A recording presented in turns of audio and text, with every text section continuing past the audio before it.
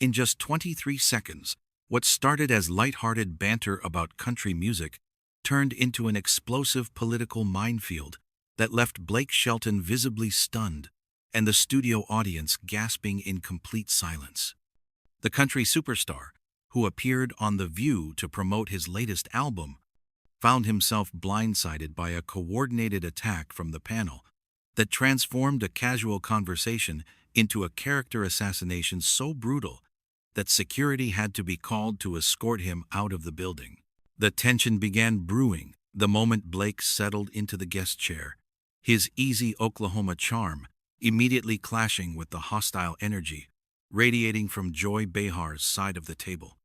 What viewers witnessed next was a masterclass in media ambush tactics that left even longtime fans of the show questioning whether the hosts had crossed a line that could never be uncrossed. Blake walked onto the View set with his signature cowboy swagger, tipping his hat to the audience as they erupted in cheers. His latest single had just hit #1, and he was riding high on a wave of success that seemed unstoppable. The initial pleasantries flowed smoothly enough. Discussions about his music, his time on The Voice, and his life in Oklahoma. But seasoned viewers of the show could sense the undercurrent of something darker brewing beneath the surface. Joy Behar, notorious for her razor-sharp tongue and political commentary, had been unusually quiet during the opening segment, her eyes fixed on Blake, with an intensity that made the other panelists visibly uncomfortable. Whoopi Goldberg attempted to steer the conversation toward safer territory, asking about Blake's upcoming tour dates, but Joy's fingers drummed impatiently on the table, clearly waiting for her moment to strike. So Joy finally interjected, her voice carrying that familiar edge that regular viewers knew meant trouble was coming. "You've been pretty vocal about supporting certain political figures over the years.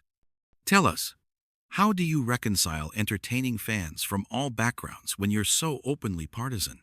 The question hung in the air like a loaded gun. Blake's smile faltered for just a fraction of a second before he recovered, but the damage was already done. The other panelists exchanged glances, some looking genuinely surprised by Joy's aggressive opener, while others seemed to be in on whatever plan was unfolding. "Well, Joy," Blake replied, his voice steady but with a slight tightening around his eyes, "I think music brings people together, regardless of politics. I've always believed that entertainment should be about escaping from all that division, not adding to it." But Joy wasn't having it. She leaned forward, her expression hardening as she prepared to drop what felt like a pre-planned bombshell. "That's interesting, because we did some research on your social media activity, and it seems like you've been anything but neutral when it comes to controversial issues." The studio audience began to murmur, sensing the shift in atmosphere. Blake's publicist, seated in the front row, could be seen frantically texting on her phone, likely trying to figure out how to salvage what was rapidly becoming a public relations nightmare. "I'm not sure what you're referring to," Blake said carefully, but his body language had changed completely.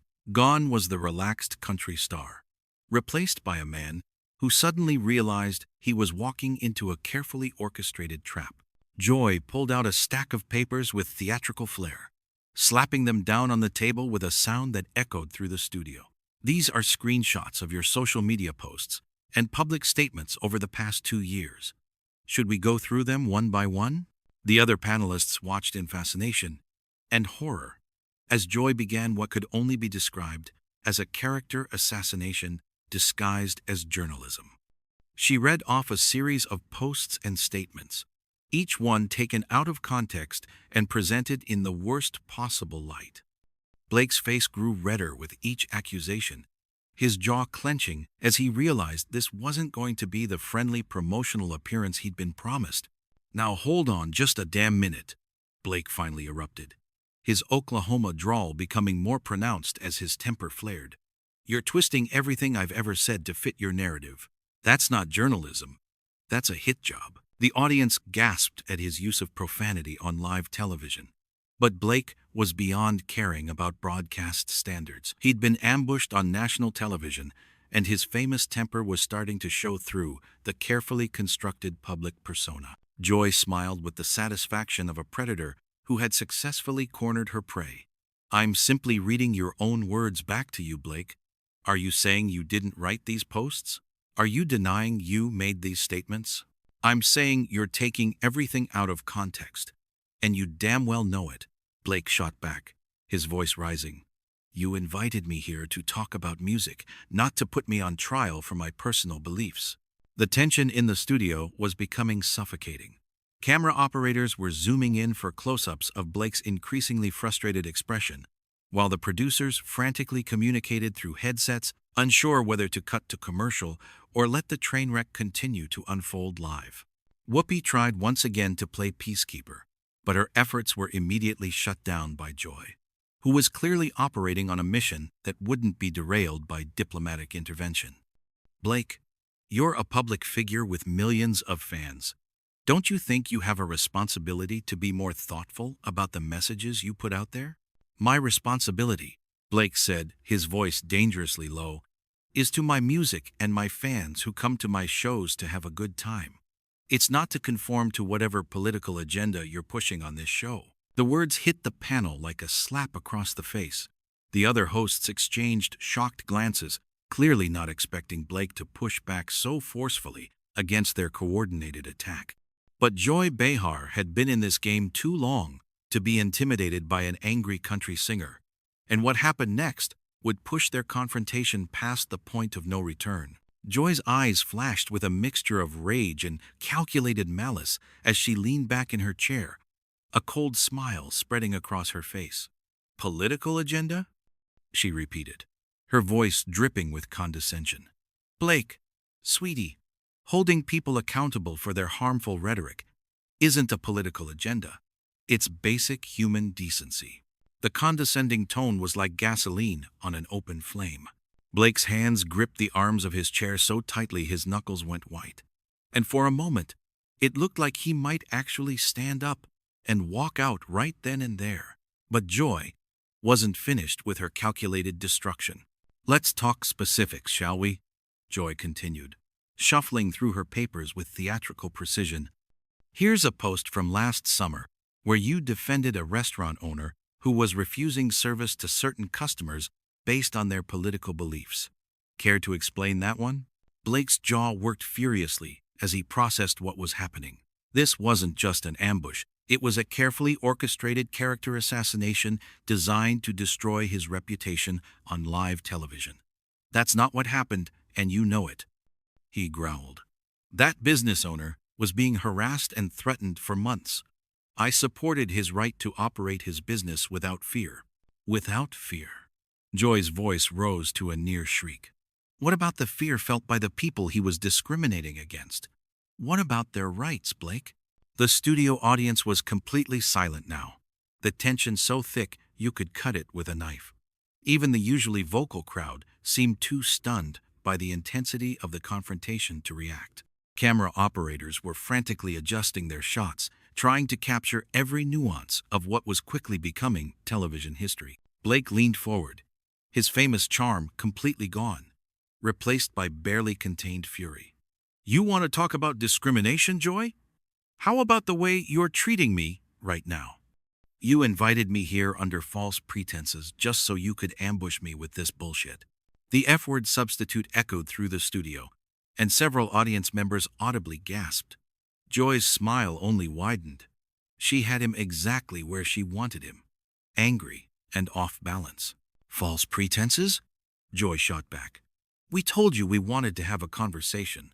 We just didn't specify what kind of conversation it would be. That's when Sunny Hostin decided to join the pylon, her voice cutting through the tension like a blade. Blake, as someone with a platform and influence, don't you think you have a responsibility to consider the impact of your words on marginalized communities? Blake spun toward Sunny, his eyes blazing. Don't lecture me about responsibility when you're sitting there participating in this ambush. You all planned this, didn't you? This whole thing was set up from the beginning. The accusation hung in the air like an indictment, and the guilty looks exchanged between some of the panelists confirmed Blake's suspicions. Sarah Haynes looked particularly uncomfortable, shifting in her seat and avoiding eye contact with both Blake and the cameras. Joy, however, showed no shame whatsoever. If anything, she seemed energized by Blake's realization. "We research all our guests, Blake. That's what professional journalists do." "Professional journalists?" Blake laughed bitterly. "Is that what you call this? Because where I come from, we call this a lynch mob." The comparison sent shockwaves through the studio. Several audience members stood up, some looking outraged, others appearing to cheer. The producers were now frantically signaling to go to commercial, but Joy waved them off. She was in full predator mode now, and nothing was going to stop her from finishing what she'd started. "A lynch mob?" Joy's voice reached a new pitch of indignation. "How dare you use that kind of language? Do you have any idea how offensive that is?" "You want to talk about offensive?" Blake stood up abruptly, his chair scraping loudly against the floor. "What's offensive is inviting someone onto your show just so you can publicly humiliate them. What's offensive is pretending to be journalists when you're really just political activists with a television show." The studio erupted. Half the audience was on their feet cheering, while the other half was booing loudly. The panel looked like they'd been hit by a tornado. Some shocked into silence, others preparing to launch their own counterattacks. Whoopi finally found her voice, trying desperately to regain control of the situation. "Blake, please. Let's all just take a breath here." "No!" Blake cut her off, pointing an accusatory finger at Joy. "I'm done taking breaths while she sits there trying to destroy my career on live television. You want to know what I really think? I think you're a bitter, twisted woman who gets off on tearing people down because your own life is so miserable." The personal attack crossed every line of television decorum. Joy's face went through a series of expressions: shock, rage, and something that looked almost like hurt. But she recovered quickly, her media training kicking in as she prepared to deliver what she clearly hoped would be the killing blow. "At least I'm not a bigot hiding behind a cowboy hat and a fake smile," she snarled, her composure finally cracking completely. The words hit Blake like a physical blow. His face went through a range of emotions: disbelief, hurt, and then pure, unadulterated rage. The studio fell completely silent, as if everyone present realized they had just witnessed something that could never be taken back. Blake's voice, when he finally spoke, was deadly quiet. "What did you just call me?" Joy, perhaps realizing she had gone too far, tried to backtrack. "I didn't mean—" "No, you said it," Blake interrupted, his voice getting louder with each word. "You called me a bigot on national television. You just destroyed any chance of having a civilized conversation here." The confrontation had reached a fever pitch, with both Blake and Joy standing now, facing off across the table like gunslingers at high noon. The other panelists sat frozen, unsure whether to intervene or duck for cover. The audience was on its feet, some cheering, some booing, creating a cacophony of noise that threatened to drown out everything else. But the real explosion was still coming, and what Blake said next would guarantee his immediate ejection from the studio and create a media firestorm that would dominate headlines for weeks. Blake's face was flushed red with anger as he pointed directly at Joy, his voice carrying across the entire studio with shocking clarity. "You know what, Joy? You want to call me a bigot? Let me tell you what real bigotry looks like.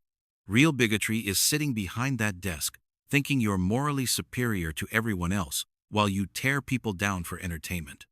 Real bigotry is assuming that because I'm from Oklahoma and wear cowboy boots, I must be some kind of racist." The studio fell into an eerie silence. Even the audience stopped their cheering and booing, sensing that something truly explosive was about to happen. Joy's mouth opened and closed like a fish out of water, clearly not expecting Blake to turn the tables so dramatically. "You want to talk about harmful rhetoric?" Blake continued, his voice rising with each word. "How about the harmful rhetoric that comes out of this show every single day? You sit here pretending to be the moral authority while you spread division and hatred. You're everything that's wrong with media today: biased, cruel, and completely out of touch with real people." Joy finally found her voice. but it came out as a strangled shriek. "How dare you! This is our show, and we have every right to hold people accountable for their actions." "Accountable?" Blake laughed bitterly. "This isn't accountability. This is a public execution. And you know what the worst part is? You're so blinded by your own hatred that you can't even see how hypocritical you're being." That's when Sonny Hostin made the fatal mistake of trying to jump back into the fray. "Blake, you need to calm down and—" "Don't you dare tell me to calm down." Blake whirled on her with fury that made several people in the front row lean back in their seats. "You were part of this ambush from the beginning. You all were. This whole thing was planned to make me look bad, and now you're telling me to calm down? Go to hell." The profanity on live television sent shockwaves through the studio. Several crew members could be seen frantically working their equipment, probably trying to implement delay systems that should have been in place from the beginning, but it was too late. Blake's words were already broadcast to millions of viewers across the country. Joy stood up so fast her chair rolled backward into the wall behind her. "That's it! Security! Get this man out of here right now!" But Blake wasn't done. If they wanted to destroy him on national television, he was going to make sure they remembered it. "You want to know what I really think, Joy? I think you're a sad, bitter woman who peaked 20 years ago and now spends her time attacking people because it makes you feel relevant again." The personal attack hit Joy like a physical blow. Her face went white, then red, then purple with rage. "Get him out!" she screamed at the top of her lungs. "Get him out right now!" Security guards began moving toward the stage, but Blake held up his hands, his rage suddenly replaced by a cold, calculated calm that was somehow more terrifying than his anger had been. "Don't worry, Joy. I'm leaving.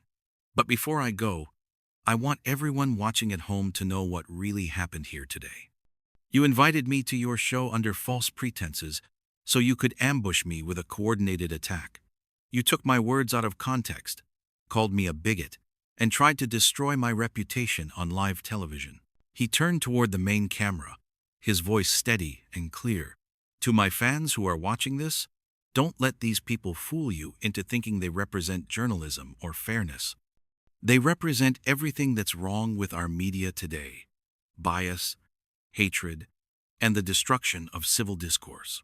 Joy was practically foaming at the mouth now. "You're delusional. You're absolutely delusional if you think what I think," Blake cut her off with icy precision, "is that you've shown your true colors today, and I think America sees exactly who you really are." The security guards finally reached the stage, but Blake was already moving toward the exit. As he walked past Joy's chair, he stopped and looked directly at her, his voice dropping to a whisper that somehow the microphones still picked up. "You know what the difference is between you and me, Joy? When I make mistakes, I own them. When you make mistakes, you double down and blame everyone else. That's the real difference between us." Joy lunged toward Blake, her face twisted with rage. "You arrogant piece of shit! Don't you dare lecture me about—" Her own profanity stopped her mid-sentence as she realized what she'd just said on live television. The irony wasn't lost on anyone in the studio. Joy Behar, who had spent the entire segment claiming moral superiority, had just dropped an F-bomb on national television. Blake smiled for the first time since the confrontation began. "And there's the real Joy Behar, ladies and gentlemen. Thanks for showing everyone who you really are." The security guards moved to escort Blake out, but he waved them off. "I can find my own way out, thanks." He turned back toward the panel one last time, his voice carrying clearly through the studio. "This show used to mean something. It used to be about different perspectives coming together for real conversation. Now it's just a platform for bullies to attack anyone who doesn't agree with them." Whoopi, who had been silent through most of the final exchange, finally stood up. "Blake, wait." But Blake was already walking toward the exit, his cowboy boots clicking against the studio floor with each step. The audience was in complete chaos now. Some standing and applauding, others booing loudly, most just sitting in stunned silence at what they had witnessed. As Blake reached the studio exit, He turned back one final time, his voice somehow audible over all the noise. "Joy, I genuinely hope you find peace someday. Because this anger you're carrying around, it's eating you alive, and everyone can see it." With that, Blake Shelton walked out of the View studio, leaving behind a panel in complete disarray, and an audience that had just witnessed one of the most explosive confrontations in television history. Joy Behar stood frozen at her chair, her face still purple with rage, while the other hosts sat in stunned silence. The cameras kept rolling for several more seconds, capturing Joy's face as she struggled to regain her composure. When she finally spoke, her voice was shaking with barely controlled fury. "Well," she said, trying to force a smile that looked more like a grimace, "I guess we know what kind of man Blake Shelton really is." But the damage was done. In the span of 30 minutes, what was supposed to be a simple promotional appearance had turned into a television disaster that would be replayed and analyzed for months to come. Blake Shelton had walked into their trap, but instead of being destroyed by it, he had turned it around and exposed the View panel for exactly what they were: bullies hiding behind a veneer of moral superiority. The show cut to commercial immediately after, but the real story was just beginning. Blake Shelton had been kicked off The View, but in the process, he had delivered a masterclass in how to fight back against media ambushes and emerge victorious.